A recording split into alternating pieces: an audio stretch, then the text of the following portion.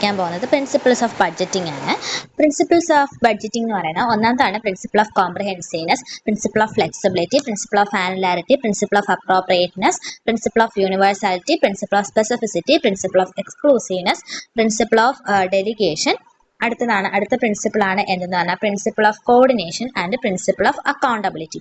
Okay, അപ്പോൾ നമുക്ക് എന്ത് ചെയ്യാനായിട്ട് ഈ ഒരു പ്രിൻസിപ്പിൾ ഓഫ് ബഡ്ജറ്റിംഗ് നമുക്കൊരു കഥ പോലെയോ അല്ലെന്നുണ്ടെങ്കിൽ നമുക്കൊരു കോഡ് ഉപയോഗിച്ച് പഠിക്കാം.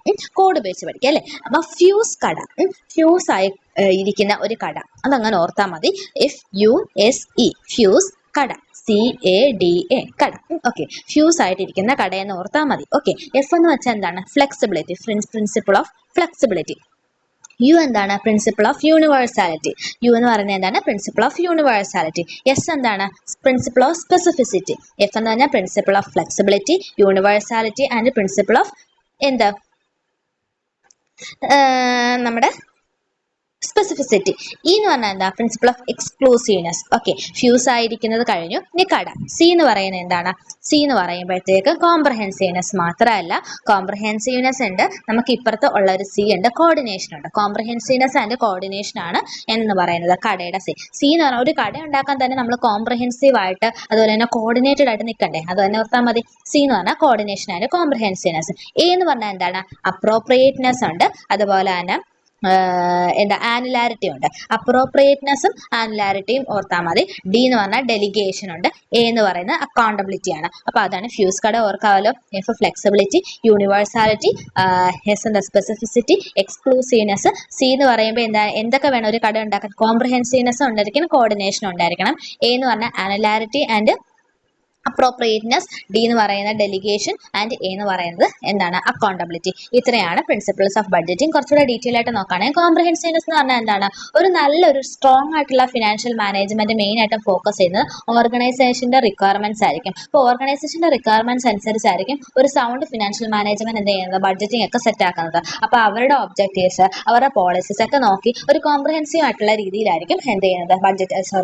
ബഡ്ജറ്റ് പ്രിപ്പയർ ചെയ്യുന്നത്. ഈ പ്രിൻസിപ്പിൾ ഓഫ് ഫ്ലെക്സിബിലിറ്റി എന്ന് പറഞ്ഞു കഴിഞ്ഞാൽ ബഡ്ജറ്റിംഗ് എന്ന് പറയുമ്പോൾ ഫ്ലെക്സിബിലിറ്റി എന്തായാലും ഉണ്ടായിരിക്കണം. അടുത്ത ആനുലാരിറ്റി എന്ന് പറയുമ്പോൾ മെയിൻ ആയിട്ടും ഒരു ഇയറിൽ വെച്ചിട്ടായിരിക്കും എന്താണ് നമ്മൾ ബഡ്ജറ്റ് തയ്യാറാക്കുന്നത്, അല്ലേ? ഈ വർഷത്തെ ബഡ്ജറ്റ് അങ്ങനെയൊക്കെ അല്ലേ നമ്മൾ നമ്മുടെ ഫിനാൻസ് മിനിസ്റ്ററൊക്കെ ബഡ്ജറ്റ് തയ്യാറാക്കുന്നത്. മെയിൻ ആയിട്ടും എന്താണ്? നമ്മൾ പ്രീവിയസ് ഇയറിലെ പെർഫോമൻസ് വെച്ചിട്ടാണ് നോക്കുന്നത്. പ്രീവിയസ് ഇയറിലെ പെർഫോമൻസ് നോക്കുന്നതുകൊണ്ടാണ് ആനുലാരിറ്റി അവിടെ വന്നിരിക്കുന്നത്. ബോത്ത് ക്വാണ്ടിറ്റി ആൻഡ് ക്വാളിറ്റി നമ്മൾ പ്രീവിയസ് ഇയർ ഇവാലുവേഷൻ നടത്തും. നെക്സ്റ്റ് അപ്രോപ്രിയേറ്റ്നെസ് പറയുമ്പോഴത്തേക്കും എന്താണ്? ബഡ്ജറ്റിംഗ് പീരീഡ്സ് എന്ന് പറയുമ്പോൾ അപ്രോപ്രിയേറ്റ് ആയിരിക്കും to the nature of the business of the services and the type of budget. ഇനി പ്രിൻസിപ്പിൾ ഓഫ് യൂണിവേഴ്സാലിറ്റി എന്ന് പറഞ്ഞാൽ എന്താണ്? ബഡ്ജറ്റ് എന്ന് പറയുന്നത് പ്രിപ്പയർ ചെയ്യുന്നത് ഇന്റർപ്രറ്റ് ചെയ്യുന്നത് through out the organisation consistent ആയിട്ട് നമ്മൾ ചെയ്യാറുണ്ട്.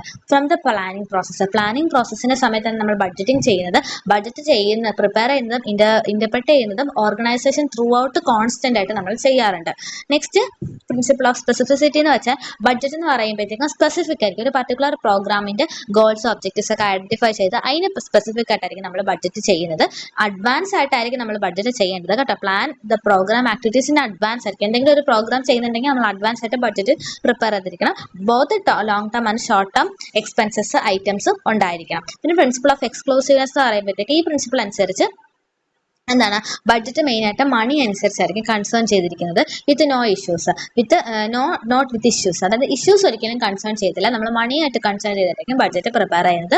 അതുപോലെ തന്നെ ബഡ്ജറ്റ് മെയിൻ ആയിട്ടും check against and balance between two higher to estimate. നമ്മൾ എക്സ്ക്ലൂസീവ്നെസ്സിനകത്ത് എന്തൊക്കെ നോക്കുന്നുണ്ട്? ബഡ്ജറ്റ് മെയിൻ ആയിട്ട് മണി ആയിട്ടായിരിക്കും. ടു ഹയർ ടു ലോയോ ഉണ്ടോ എന്ന് നോക്കുക. പിന്നെ പ്രിൻസിപ്പിൾ ഓഫ് ഡെലിഗേഷൻ എന്ന് പറയുന്നത് ബഡ്ജറ്റിംഗ് പ്രോസസ്സിനകത്ത് കോൺസ്റ്റന്റ് ഡെലിഗേഷൻ വേണം. ഡെലിഗേഷൻ എന്ന് വെച്ചാൽ എന്താ? അതോറിറ്റി, അതായത് ഒരു ക്ലാസ്സിൽ ഒരു ലീഡർ ഉണ്ടെന്നുണ്ടെങ്കിൽ ആ ലീഡർ അല്ല എല്ലാ ചുമതലയും ഏറ്റെടുക്കേണ്ടത്. ഇപ്പൊ ക്ലാസ്സിൽ എല്ലാവരും ഉണ്ടെങ്കിൽ അവർക്ക് ഡിവൈഡ് ചെയ്ത് റെസ്പോൺസിബിലിറ്റീസ് കൊടുക്കണം. അതാണ് ഡെലിഗേഷൻ കൊണ്ട് അർത്ഥമാക്കുന്നത്. ഓക്കെ, അപ്പൊ ഡെലിഗേഷൻ എന്ന് പറഞ്ഞാൽ എന്താണ്? needs to allocate duties and responsibility to frame and execute budget among managers at different levelsലുള്ള മാനേജേഴ്സിന് ബഡ്ജറ്റ് ഫ്രെയിം ചെയ്യും, എക്സിക്യൂട്ട് ചെയ്യും, ഡ്യൂട്ടീസ് ആൻഡ് റെസ്പോൺസിബിലിറ്റി ഷെയർ ചെയ്ത് കൊടുക്കുന്നതാണ് ഡെലിഗേഷൻ എന്ന് പറയുന്നത്.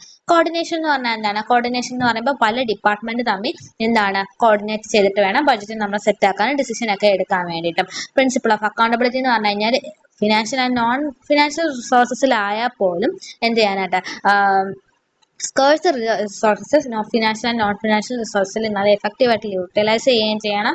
നമ്മുടെ ബഡ്ജറ്റ് മണി സ്പെൻഡ് ചെയ്യുന്നതാണ്, അപ്പോൾ ഒരു ഉത്തരവാദിത്ത ബോധം വേണം. അപ്പോൾ ഇത്രയും കാര്യങ്ങളാണ് എന്ത് നമ്മുടെ ഫ്യൂസ് കട എന്ന് പറയുന്നത്. എഫ് എന്താ principle of flexibility, universality, specificity, exclusiveness, coordination and എന്താണ് എന്താ കോർഡിനേഷൻ ആൻഡ് കൊളാബറേഷൻ ഉണ്ടായിരിക്കണം. അതുപോലെ തന്നെ എന്താ ആനുലാരിറ്റി, അക്കൗണ്ടബിലിറ്റി, പിന്നെ ഡി ഡെലിഗേഷൻ, അടുത്ത എന്ന് പറയുന്നത് എന്താണ് അപ്രോപ്രിയേറ്റ്നെസ്. ഓക്കെ, അപ്പോൾ ആരും മറക്കത്തില്ലല്ലോ പ്രിൻസിപ്പിൾസ് ഓഫ് ബഡ്ജറ്റിംഗ്.